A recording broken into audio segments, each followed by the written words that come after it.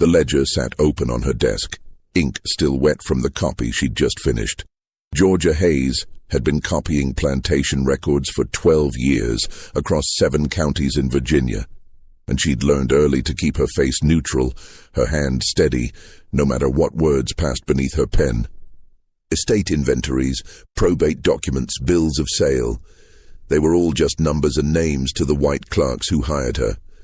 But to Georgia, every line told a story. Every entry was a life reduced to monetary value, a human being transformed into property by the stroke of a pen. But this entry was different. This one made her hand freeze mid-stroke, the quill trembling slightly above the paper. 23 children, all under age 10, listed in the estate of a deceased planter named Cornelius Draper. The descriptions were meticulous, detailed in a way that seemed almost obsessive. Female child, age 7, hair color flaxen, eyes of clearest blue, complexion as fair as cream. Another, male child, age 6, features delicate and refined, skin without blemish, hair golden in sunlight. And another, female child, age 9, countenance angelic, complexion pale as porcelain, demeanor gentle and cultured. Reading them, you would think the document described the children of wealthy plantation owners. But stamped in the margin beside each entry, in bold, unmistakable letters, was that single word, property. Georgia had copied hundreds of estate inventories.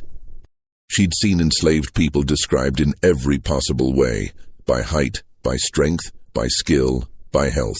But she'd never seen descriptions quite like these. These children were being described the way you'd describe a painting or a piece of fine china. And their values, $800, $900, even $200 for a 10-year-old girl, were astronomical. A prime field hand in his 20s might sell for that much.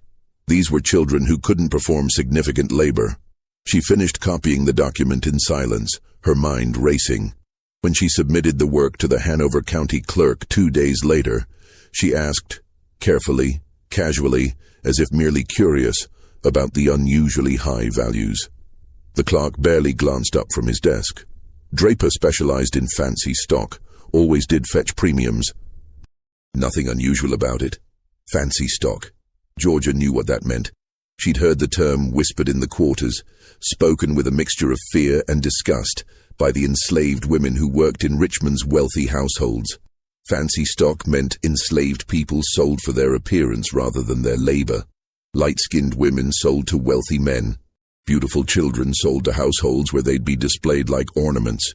But 23 children, all under 10, all described with such careful attention to their European features.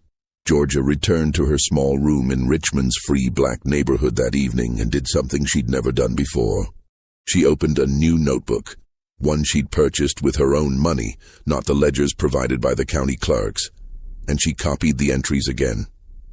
Every child, every description, every value.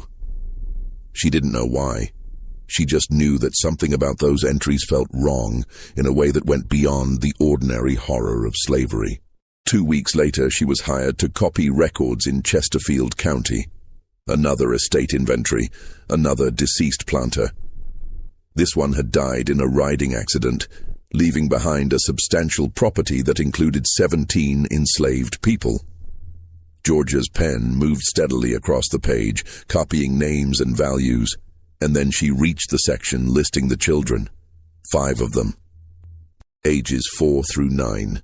Complexion nearly white, hair of spun gold, eyes blue as summer sky, features delicate and refined, bearing no mark of African descent.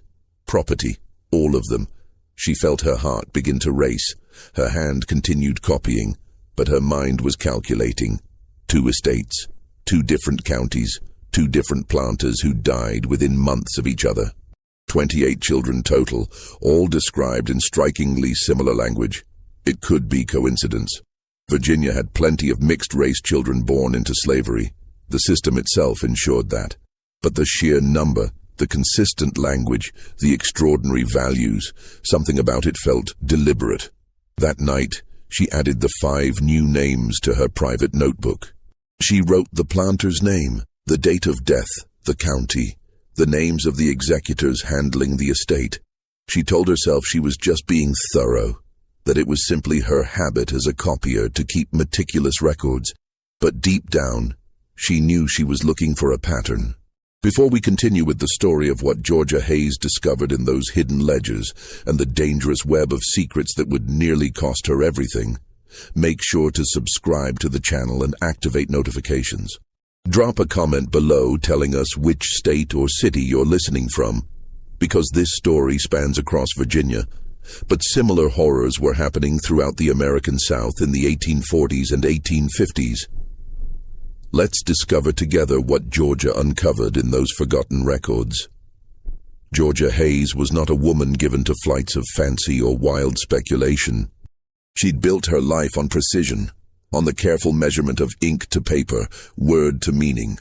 Her father, Marcus Hayes, had purchased his own freedom in 1798, working for 23 years to save enough money to buy himself, then his wife, then eventually his 3 children out of bondage. He taught Georgia that freedom was something you built brick by brick through discipline and caution and the careful avoidance of anything that might draw dangerous attention. Keep your head down, he'd told her when she was young. Do your work well. Make yourself valuable but never indispensable. Indispensable people become targets. He died when Georgia was 17, and she'd followed his advice ever since.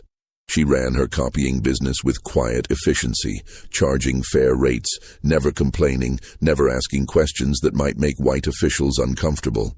She lived in a modest room, dressed plainly, attended church regularly, and maintained the kind of invisible respectability that allowed a free black woman to move through Virginia's administrative systems without attracting scrutiny. But now, sitting in her room with her private notebook spread before her, she was violating every principle her father had taught her. She was asking questions. She was looking for patterns. She was paying attention to things that powerful men clearly wanted, handled discreetly. By the end of 1849, her notebook contained 42 names. 42 children, ages 3 to 11, all described with careful attention to their light skin, European features and refined appearance. All valued at prices that made no economic sense for child laborers, all appearing in the estates of wealthy planters who died suddenly or unexpectedly. Georgia began mapping it out. She drew a chart showing the counties: Hanover, Chesterfield, Goochland, Henrico, Prince George, Dinwiddie, Powhatan. She listed the planters' names: Draper, Fairchild, Harrison, Talbot, Winchester, Bryant, Saunders. She noted the dates of death and the names of the estate executors, and slowly, connections began to emerge. 4 of the planters had been members of the same agricultural society, the Virginia Agricultural and Mechanical Society, an organization of wealthy landowners who met quarterly to discuss farming techniques and livestock breeding. 3 had served together in the state legislature in the early 1840s. 2 were connected through marriage, distant cousins whose wives had been sisters. It could still be coincidence. Virginia's planter elite was a small, interconnected world. But Georgia's instincts, honed by 12 years of reading between the lines of legal documents, told her this was something else. She needed more information. But she couldn't ask questions directly, couldn't show too much interest in any particular estate or planter. She needed to be strategic. So she expanded her business. She sent letters to county clerks in neighboring regions, offering her copying services at rates slightly below her usual fee. She emphasized her speed, her accuracy, her discretion. Within 3 months, she had contracts with courthouses in 8 additional counties, and wherever she went, she looked for the same pattern: estate inventories, children described as nearly white, unusually high values. She found it in Petersburg, in Suffolk, in Lynchburg, in Farmville. By the spring of 1850, her private notebook contained 97 names. Georgia had become certain now. This wasn't random. This wasn't just the ordinary horror of light-skinned children born into slavery and sold for high prices because of their appearance. This was organized, systematic. There were too many of them, appearing in too many estates that shared too many connections.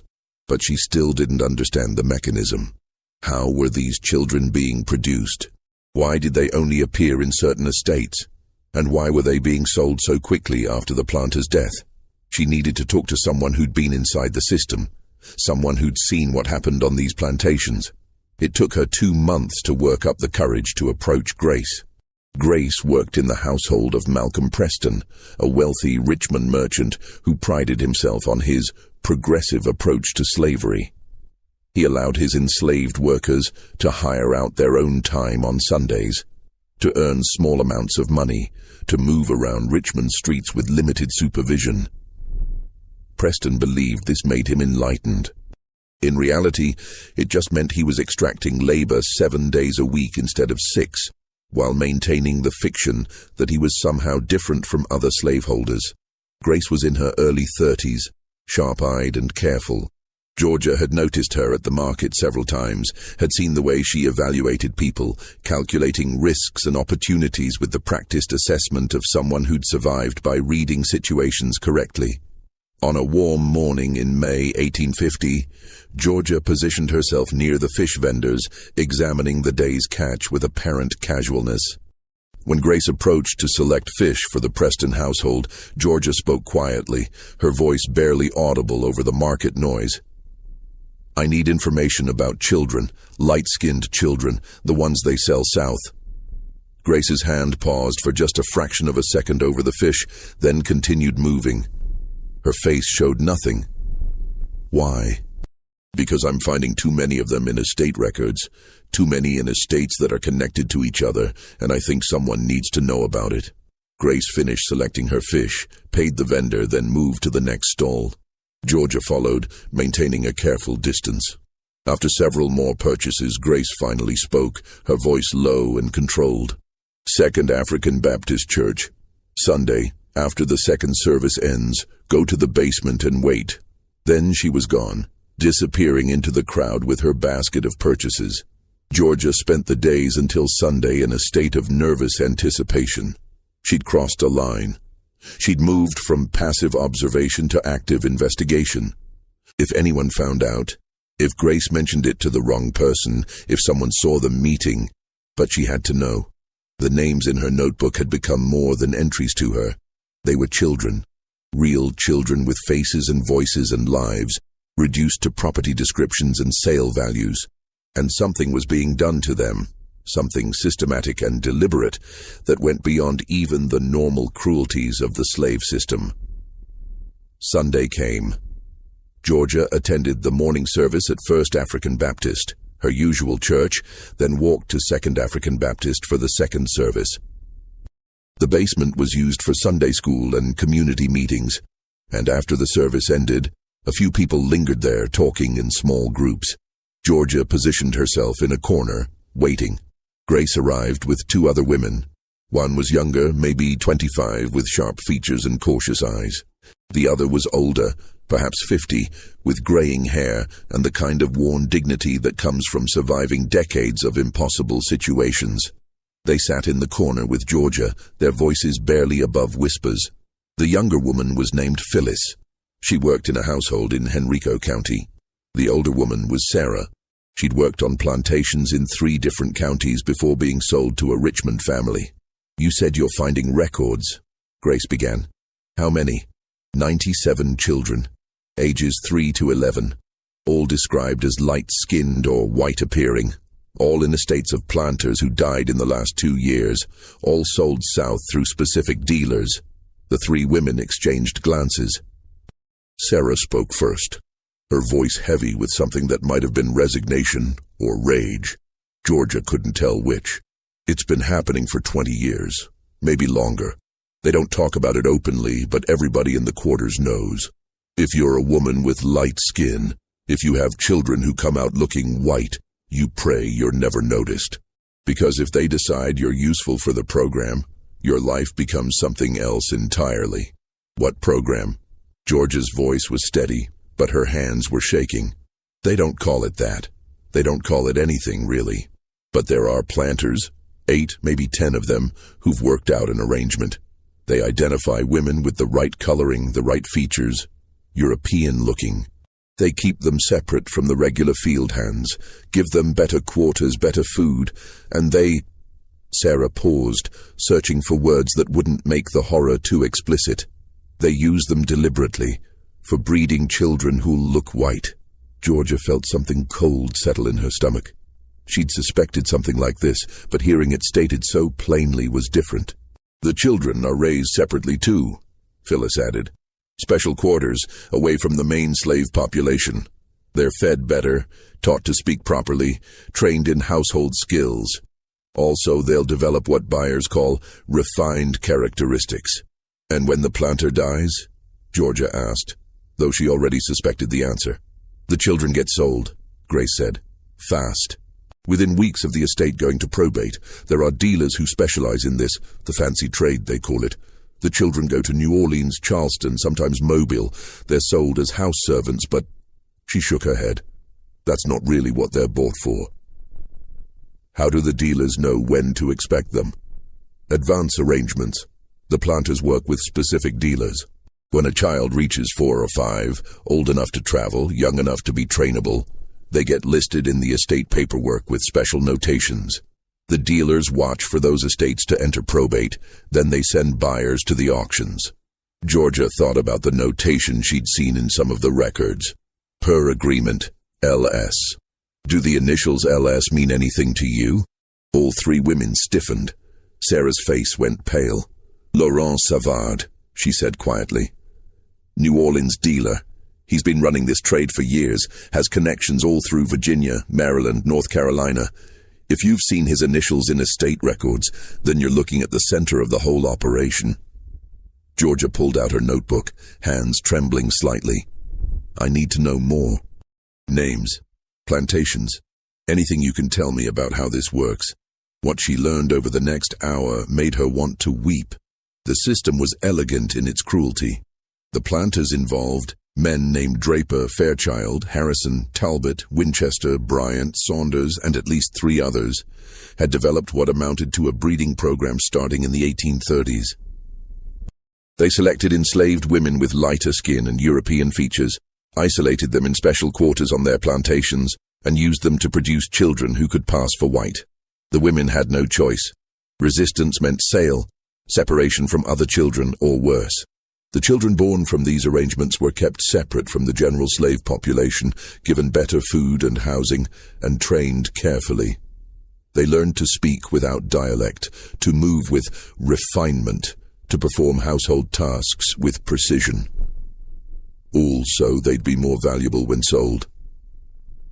They treat it like breeding horses, Phyllis said bitterly. Improving the stock, they call it. Making premium merchandise. The children were never sold before age 4, too young to survive the transport south, and rarely after age 12. By then, their parentage might become obvious in other ways, or they'd developed enough awareness to be difficult. The sweet spot was ages 5 through 10, old enough to be useful, young enough to be molded. When a planter died, the children would be listed in the estate inventory with careful descriptions emphasizing their appearance. Special notations would alert dealers like Laurent Savard that these children were available. Within weeks, buyers would arrive at the estate auctions with instructions to purchase specific children, no matter the cost. Where do they go? Georgia asked. Everywhere, Sarah said. New Orleans, mostly. Rich men buy them for their households. Some go to Charleston, to families who want servants who look like status symbols. I've heard of some going as far as Cuba or Brazil. Once they're sold south, we never hear from them again. Do the mothers know what's going to happen? Grace's laugh was harsh. Of course they know. That's the worst part. They raise these children knowing that around age 4 or 5, someone's going to come and take them away. They watch them get loaded onto wagons, sent south, and that's it. Gone forever. Why hasn't anyone reported this? All 3 women looked at Georgia with expressions that mixed pity and frustration. Report it to who? Phyllis asked. It's not illegal, enslaved people are property. Property owners can breed them however they want, sell them to whoever they want. The law doesn't care. The white folks who know about it either profit from it or look the other way. And the rest of the world, they don't want to know. It's easier to pretend slavery is just about cotton and tobacco, not about systematically breeding children to sell as human ornaments. Georgia sat in silence for a long moment, absorbing this. She'd known slavery was evil, that was beyond question. But she'd underestimated the calculated nature of its cruelty, the way it could transform human reproduction into an industrial process. "I have 97 names," she said finally. "Children documented in estate records over the last 2 years. I have the planters' names, the counties, the sale values, but I need more. I need to document this going back further. I need to show it's systematic, not random." "Why?" Grace asked, not challenging, just curious. "What are you going to do with this information?" "I don't know yet, but someone needs to have it. Someone needs to remember. Even if we can't stop it, we can bear witness. We can make sure this isn't forgotten." Sarah reached out and gripped Georgia's hand. "Be careful. These are powerful men. They have connections to sheriffs, judges, legislators. If they find out someone's investigating them, that someone will disappear just as thoroughly as those children do." "I'll be careful," Georgia promised. But she didn't stop. Over the following months, she expanded her research. She traveled to counties she'd never worked in before, offering her copying services at reduced rates just to gain access to the archives. She went back through probate records from the 1830s and early 1840s, documenting every estate that fit the pattern. She learned to recognize the code words: fancy girl, premium child, refined features, superior complexion. These weren't just descriptions, they were signals to dealers that these children were part of the special merchandise. She found Laurent Savard's name or initials in dozens of documents: bills of sale, transport records, correspondence between estate executors and New Orleans dealers. Savard wasn't just buying children randomly. He had standing arrangements with Virginia planters to purchase specific children at specific times. By the end of 1850, Georgia's private notebook contained 137 names. She'd traced the network back to 1833 and found evidence it had been operating continuously for at least 17 years. She'd identified 12 planters who were certainly involved, and another 6 she strongly suspected based on the pattern of their estate inventories. She'd also begun to notice something else. The planters involved in this network shared more than just business connections.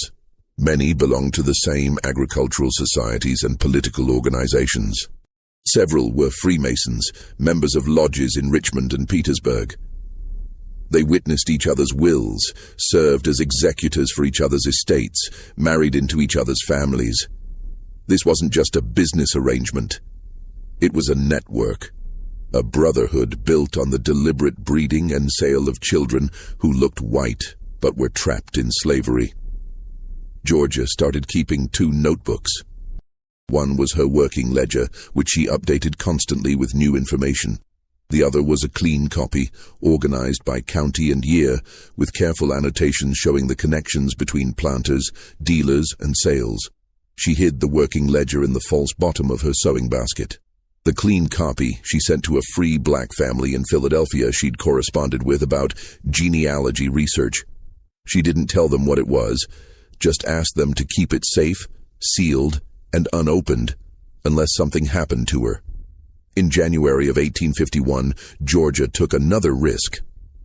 She began asking discreet questions of the county clerks she worked with, men who'd known her for years, who trusted her discretion. She'd finish copying a set of documents, then mention casually, "I noticed several children in the Draper estate inventory with unusually high values. Was that a clerical error?" Or, "The Fairchild estate sold several children to a New Orleans dealer within 2 weeks of probate opening. Is that standard procedure?" Most clerks dismissed her questions with vague answers. Administrative details, market fluctuations, nothing unusual. But one clerk, A young man named Daniel Foster in Powhatan County gave her a strange look when she asked about the speed of certain sales. "You're observant," he said quietly. "Most copiers don't pay attention to the details like that." "It's my job to pay attention," Georgia replied carefully. Foster glanced around his empty office, then lowered his voice. "There are arrangements. I'm not supposed to know about them, but you notice things when you process enough estate papers. Certain planters, certain children, certain dealers. The sales happen fast because they're planned in advance." "Planned how?" "Before the planter dies sometimes. They leave instructions with their executors. Contact dealer Savard immediately upon my death. Ensure children are sold within 30 days of probate. That sort of thing. It's all legal, so nobody questions it. But it's definitely organized." "Do other people know?" Foster shrugged. "I'm sure some do, but it's not the kind of thing anyone talks about openly. He struggled for words. "It's uncomfortable. Easier to just process the papers and not think too hard about what they mean." Georgia thanked him and finished her work. But as she walked back to Richmond that evening, she couldn't shake the feeling that she was getting close to something dangerous. She'd moved beyond passive documentation. She was actively investigating now, asking questions, connecting pieces. And if Daniel Foster had noticed her interest, others might too. She was right to be worried. In March of 1851, Georgia arrived at the Henrico County Courthouse for her regular copying work and found the chief clerk, a man named William Graves, waiting for her with an unusual request. "Miss Hayes, I need you to copy a special set of documents, private estate records not for public filing. The family wants personal copies, but doesn't want them handled by my regular clerks." It wasn't an unusual request. Wealthy families sometimes wanted sensitive documents copied by someone outside the regular courthouse staff. Georgia followed Graves to a back office where he laid out a folder of papers. "Copy these exactly. Don't add anything to your standard billing. This is off the record." Georgia nodded and began working.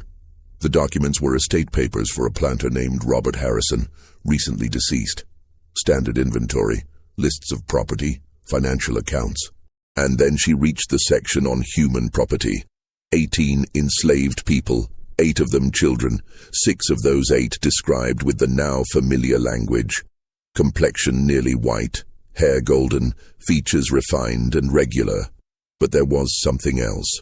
Mixed in with the estate inventory were private letters, correspondence between Robert Harrison and Laurent Savard, dating back 5 years. The letters discussed merchandise, breeding stock, premium offspring, delivery schedules. One letter, dated 1849, was shockingly explicit. "The last batch you sent fetched excellent prices in New Orleans. 3 sold for over $1,000 each, which exceeds our projections. I encourage you to continue the program. With proper selection and management, we should be able to produce 6 to 8 premium children annually across all participating estates."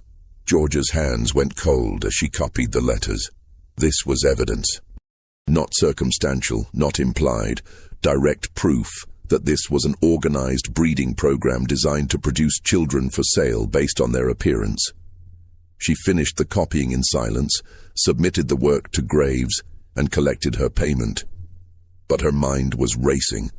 Why had Graves given her these documents? Did he know what they contained? Was he testing her? Or did he trust her enough to handle sensitive material without asking questions? A week later, she had her answer. She was working in her room one evening when someone knocked on her door. It was late, nearly 9 o'clock, and Georgia rarely had visitors at that hour.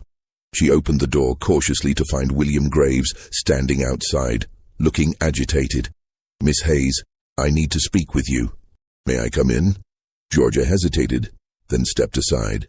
Graves entered, glanced around her modest room, then closed the door behind him.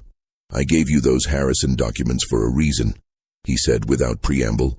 "I needed to see if you'd notice what they contained, if you'd ask questions or if you'd just copy them without reaction."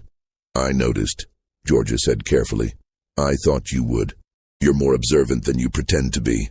Graves sat down heavily. Miss Hayes, I've been processing estate paperwork for Henrico County for 6 years, and for the last 3, I've been noticing patterns. Certain planters, certain children, certain sales. It took me a while to understand what I was seeing, but now I can't ignore it. He pulled a folded paper from his pocket and handed it to Georgia. It was a list of names, planters, estates, dealers, dates. It matched almost exactly with the information in Georgia's private notebook. I've been documenting it, Graves said quietly. Not officially, just keeping records, because it feels like someone should know, someone should remember. Georgia stared at him, not sure what to say. I know you've been looking into this too, Graves continued. I've heard you asking questions, seen the way you linger over certain documents. You're careful, but not careful enough to hide your interest completely. Why are you telling me this? Because I found something. Something that proves this isn't just happening. It's been deliberately organized for decades. He reached into his jacket and pulled out another folded document. Last month, a lawyer in Petersburg died. His offices were liquidated and boxes of old papers got sent to various courthouses for storage or disposal. One box ended up in my office by mistake, and inside it, I found this. He unfolded the document and spread it on Georgia's small table. It was a ledger, not an estate inventory or probate record. This was a private accounting book. The pages were filled with columns, dates, names of children, plantation origins, sale prices, transportation costs, dealer commissions. The entries covered 18 months, from January 1849 through June 1850. And at the bottom of each page, in neat handwriting, were calculations showing the distribution of proceeds, percentages going to planters, to dealers, to intermediaries. This wasn't just documentation of sales. This was profit sharing from an organized business operation. Where did this come from? Georgia whispered. The lawyer's name was Charles Winthrop. He handled estate settlements for several of the planters in your investigation. Graves gestured at the ledger. I think he was maintaining financial records for the whole network. When he died unexpectedly, these papers got mixed with routine documents and shipped around to various courthouses. Nobody noticed what they were. Except you. Except me. Graves rubbed his face. Miss Hayes, I have a daughter. She's 8 years old. When I read these records, when I see names and ages written down like they're merchandise, I can't stop imagining her name there. I can't stop thinking about what's being done to these children. Why are you showing me this? Because you've been documenting this longer than I have, and you're outside the system in a way I'm not. If I try to report this, I'll be dismissed or worse. I'm a county clerk. I depend on these men for my position. But you, he hesitated. You have connections I don't. Free black communities in other states, abolitionist contacts up north maybe. And you're careful, methodical. You know how to move through this world without drawing the wrong kind of attention. You want me to take this information north, to the abolitionists. I want someone to have it. I want someone to know. Even if nothing can be done, even if no laws can be changed, this needs to be documented. This needs to be remembered. Graves stood up. I'm making you a complete copy of this ledger. It'll take me about a week. Come to my office next Friday evening after the courthouse closes. I'll have everything ready. And then you decide what to do with it. But Miss Hayes, be careful. If these men find out someone's investigating them, that someone will disappear. These are powerful people with connections to sheriffs, judges, legislators. They've built this system carefully, and they'll protect it ruthlessly. Graves left, and Georgia sat alone in her room, staring at the ledger. She'd been looking for evidence, for proof that what she suspected was real. Now she had it. Direct, undeniable documentation of a network that had been breeding and selling children for profit for years. But she also had a target on her back. The moment she took possession of that copied ledger, she'd be holding evidence that could destroy reputations, ruin businesses, and potentially send men to prison, if anyone with power cared enough to prosecute. That week was the longest of Georgia's life. She went about her normal routine, copying documents, attending church, shopping at the market. but every moment felt weighted with anticipation and dread. She half expected Graves to change his mind, or for someone to come arrest her for some fabricated crime. On Friday evening, she walked to the Henrico County Courthouse just as the clerks were leaving for the day. She waited across the street until the building emptied, then approached the side door Graves had told her to use. It was unlocked. She slipped inside, moving quietly through the darkened hallways toward Graves's office. The door was ajar. Light spilled out from the crack. Georgia pushed it open and stopped cold. The office was in chaos. Papers scattered across every surface, drawers hanging open, filing cabinets rifled through. Graves's desk looked like someone had swept their arm across it, sending documents flying, and William Graves was nowhere to be seen. Georgia's heart hammered. Something was very wrong. She started to back toward the door, but a voice stopped her. "Miss Hayes." She turned to find Sheriff Coleman standing in the hallway behind her, flanked by 2 deputies. His face was grave, unreadable. "I need you to come with me." They brought her to a small room in the courthouse basement, not quite a cell, but close enough. Coleman sat down across from her, his deputies standing by the door. "William Graves is dead," Coleman said without preamble. "His body was found in the river this morning. They're saying he slipped on the muddy bank and drowned. Very tragic accident." Georgia felt her stomach drop. Accident. That's what the coroner ruled. No sign of foul play, just an unfortunate drowning. Coleman leaned forward, his eyes hard. "But before he died, there seems to have been some confusion at the courthouse. Files misplaced, documents in disarray. I'm told you were scheduled to meet with Graves this evening."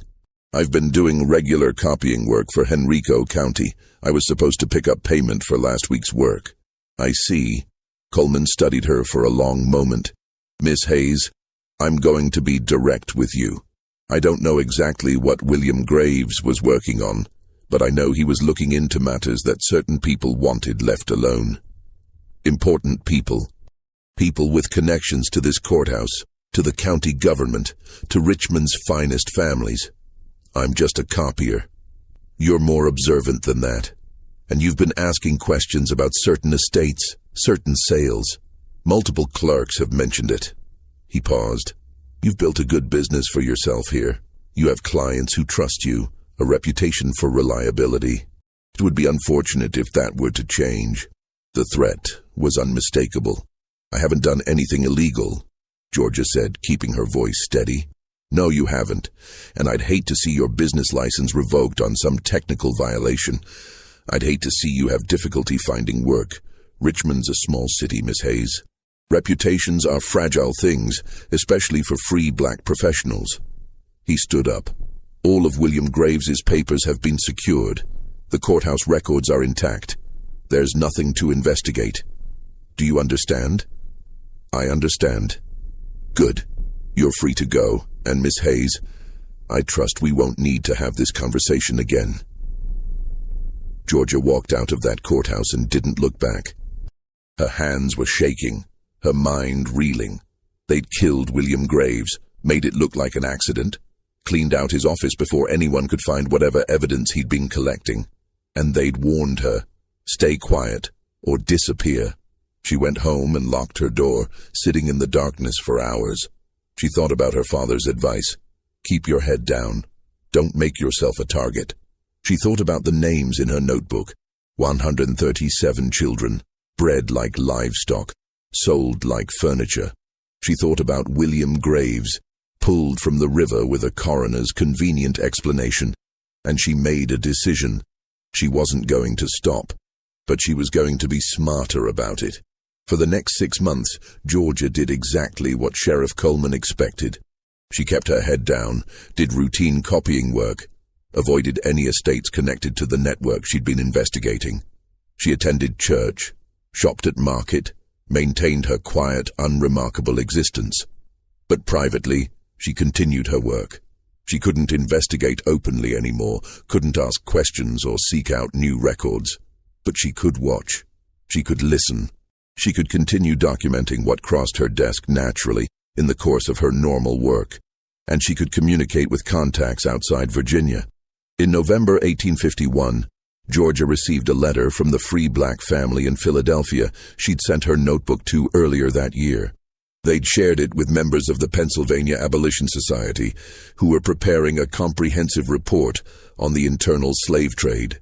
They wanted more information, not names or specific locations, which could endanger her, but confirmation of patterns, estimates of scale, details about methods. Georgia wrote back carefully, knowing her letters might be intercepted. She used vague language, no specific names, no identifying details. But she confirmed what they suspected, that systematic breeding operations existed in Virginia, that they involved multiple planters working in coordination, that children were deliberately produced for sale based on their European appearance, that the trade was extensive and had been operating for decades. She provided one specific statistic. In my work over the past 3 years, I have encountered documentation of no fewer than 137 such children, ages 3 to 11. This represents only estates that have entered probate in the counties where I work. The true number is certainly much higher. Her letter found its way into an abolitionist pamphlet published in Boston in early 1852. The pamphlet discussed the internal slave trade, focusing on the breeding of enslaved people for profit. A section titled "The Trade in Near-White Children" described operations in the Upper South, where planters systematically produced light-skinned children for sale to buyers who prized European features. The pamphlet didn't name Virginia specifically, didn't identify planters or estates, didn't quote Georgia's letter directly, but it described the system in enough detail to cause a sensation. Northern newspapers picked up the story. Abolitionist speakers used it in their lectures. The American Anti-Slavery Society included it in their annual report. Southern newspapers exploded in outrage, calling it abolitionist propaganda designed to inflame passions and misrepresent Southern slavery. The Richmond Enquirer published a scathing editorial. These absurd claims of breeding programs are nothing but Northern lies. The institution of slavery in Virginia is conducted with humanity and Christian principles. That some enslaved people have lighter complexions is merely a reflection of the mixed nature of our population, not evidence of any organized system. But Georgia knew people were reading it. She knew because she started seeing changes. Several planters on her private list suddenly sold their estates and moved to Mississippi, to Texas, even to Brazil. The careful documentation she'd noticed in estate inventories became vaguer. Descriptions like complexion nearly white were replaced with more neutral language. The notations per agreement LS stopped appearing. The network hadn't ended, it had just gone underground. Georgia continued her quiet work. She expanded her documentation, adding information whenever it crossed her desk naturally. She sent periodic anonymous reports to abolitionist societies, always carefully worded, never with enough detail to identify her as the source. She also continued meeting with Grace, Phyllis, and Sarah. They'd formed a quiet alliance, pooling information about which women and children were at risk, which planters were still operating. The women couldn't stop it. They had no power to intervene, but they could warn each other, prepare, bear witness. In June of 1852, Grace brought devastating news to one of their meetings. "They took Mary's daughter," she said quietly. "The youngest one, Anna. She's 6, light skin, gray eyes. They separated her last week, moved her to the special quarters. Mary's been half mad with grief." Mary worked in the same household as Grace. Georgia had met her several times, a quiet woman in her late 20s who'd already lost 2 older children to sail south. "Is there anything we can do?" Georgia asked, though she already knew the answer. "No. Preston sold her to a dealer 2 days ago. She's probably already on a boat heading down the coast." Grace's voice was flat, controlled. "Mary asked me to tell you something, though. She wanted you to write Anna's name down. In your book, she said, someone needs to remember. Someone needs to know she existed, that she was real, that she mattered." Georgia added Anna's name to her ledger that night, child number 142. Over the next 3 years, she continued her work with grim determination. The Civil War broke out in 1861, and Georgia watched Richmond transform into the Confederate capital. She copied military supply inventories, conscription lists, letters between Confederate officials. The regular civilian work diminished, but occasionally estate inventories still crossed her desk. Even during the war, the pattern continued. Fewer children, certainly. The disruption of war had made the trade more difficult, but they were still there, still described in that careful language, still valued at prices that made no economic sense unless you understood what they were really being sold for. Georgia documented them all. On April 3, 1865, Georgia stood in the street and watched Richmond burn.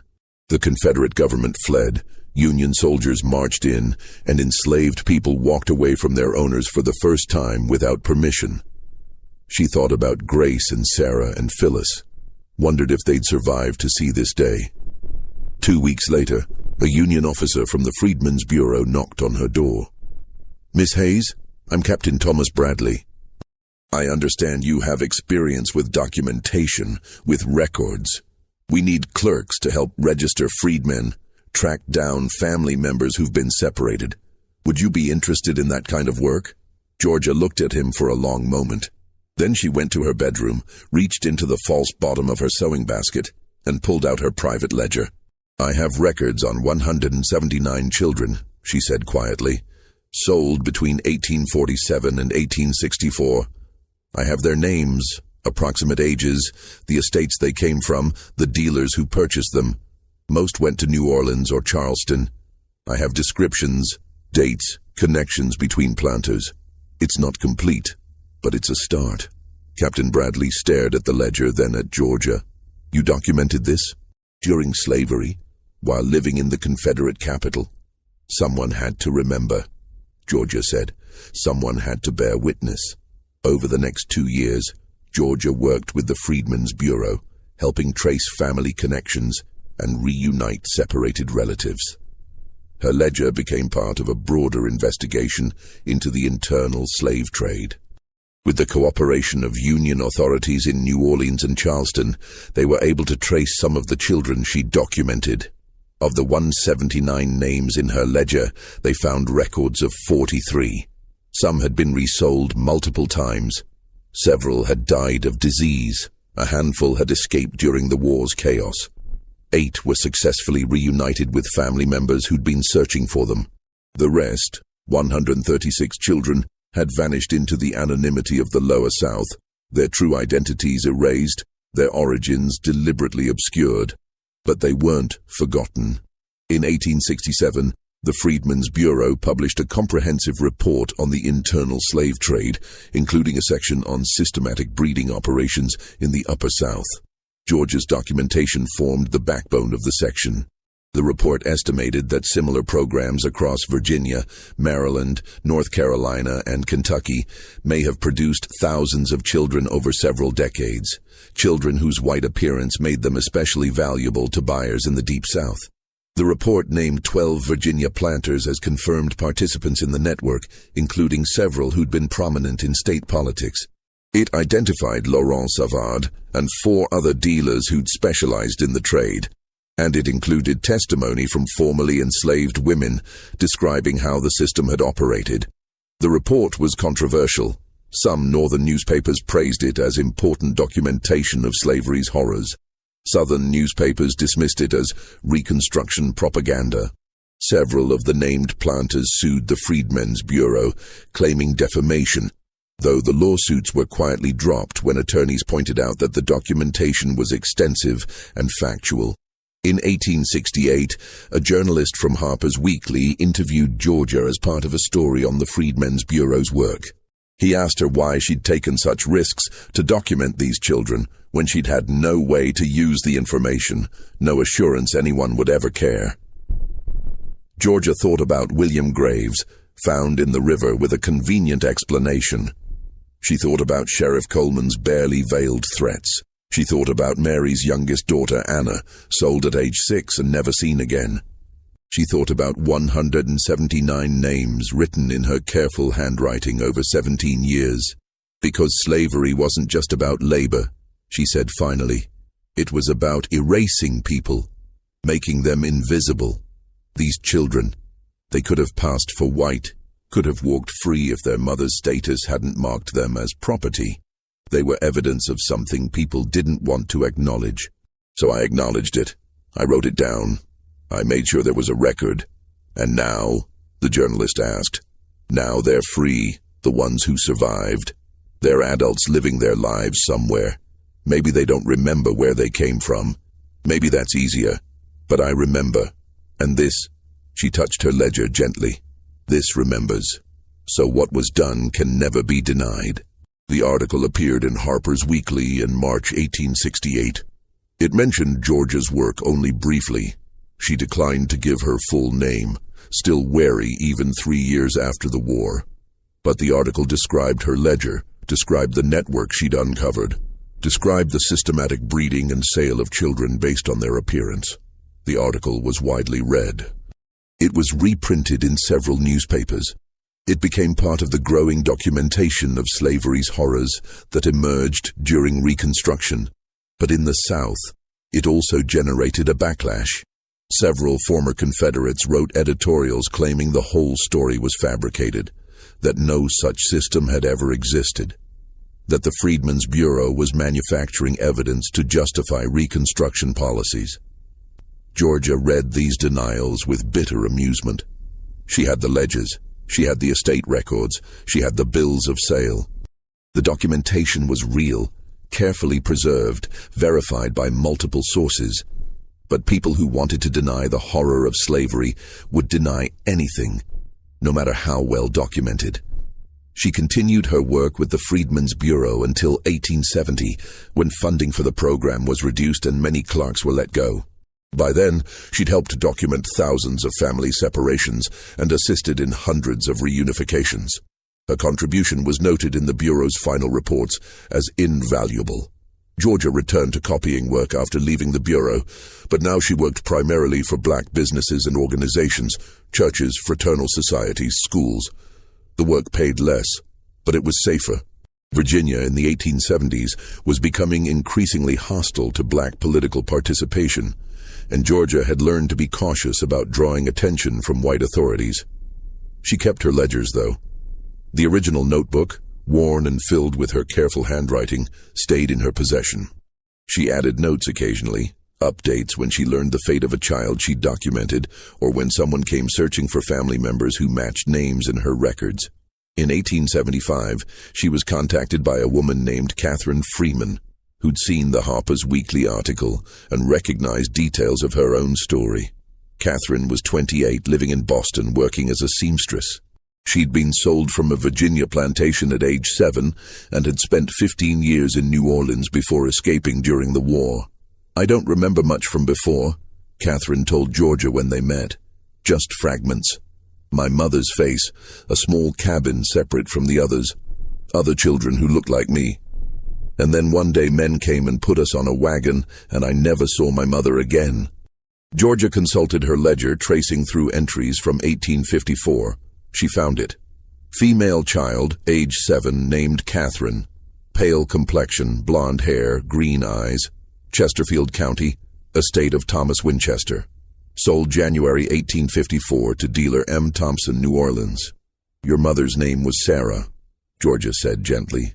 "She was listed in the same estate inventory. Still alive as of 1854, age 29. I don't know what happened to her after that." Catherine wept. "I didn't know her name. I couldn't remember. After 21 years, I thought I'd never know." They spent the afternoon going through records.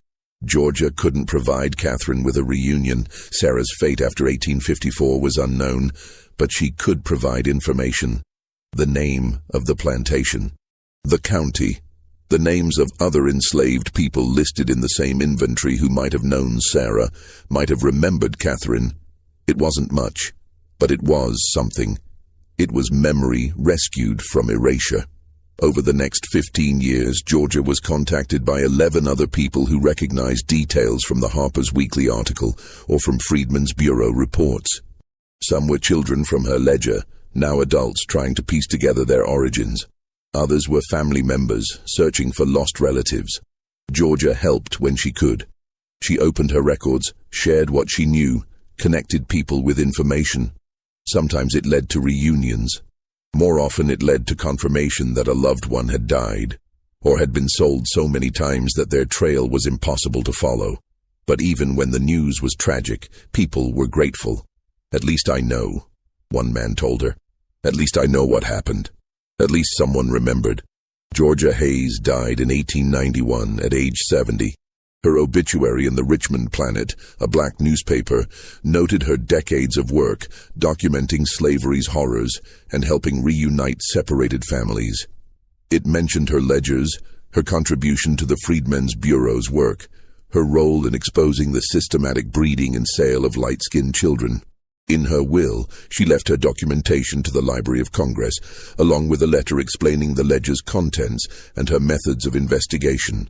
The papers were catalogued and preserved, becoming part of the historical record. Modern historians estimate that the network Georgia documented, 12 confirmed planters, possibly 6 more, operating from the early 1830s through the Civil War, may have produced between 500 and 800 children who were sold through the fancy trade. Georgia's ledgers document 179 of them by name, making her records one of the most comprehensive first-hand documentations of this aspect of the internal slave trade. The children she documented are mostly lost to history now. The majority died without leaving records. Some may have had descendants who never knew their ancestors' origins. A few may have successfully passed into white society, their true heritage forgotten or deliberately erased. But Georgia Hayes made sure that at least 179 of them were remembered. In her precise, careful handwriting, maintained over 17 years at considerable personal risk, she preserved their names. She bore witness to what was done to them. She ensured that even the most deliberately hidden crimes would eventually be brought to light. The ledgers still exist. They're available to researchers at the Library of Congress, fragile pages filled with Georgia's neat script. Names, ages, descriptions, counties, dates. Each entry represents a child who was seen, documented, and remembered, even when the system that enslaved them worked tirelessly to make them invisible. What do you think of this story? Do you believe everything was revealed? Leave your comment below. If you enjoyed this tale and want more historical mysteries like this, subscribe, hit the notification bell, and share with someone who loves uncovering forgotten truths. See you in the next video.